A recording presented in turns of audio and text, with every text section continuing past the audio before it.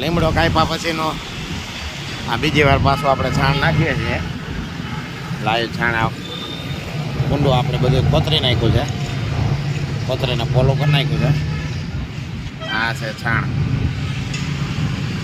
હવે આમાં પાણી નાખી દીધું અને મિક્સ કરીને હલાવીને રબડી કરી નાખીએ. ચાનો રબડી થઈ ગયો. તાજું ગાયનું છાણો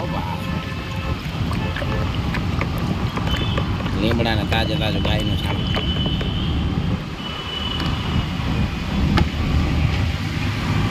આપવાનું છે.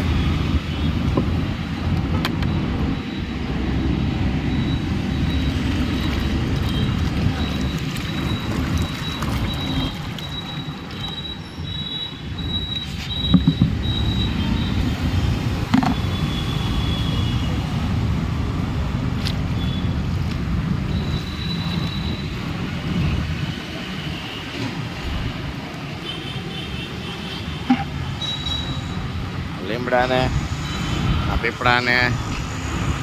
પીપળાને ઓલા વડલાને બધાને ગાયનું છાણ આજ મિશ્રણ કરીને અને યુઝ કરવાનું છે.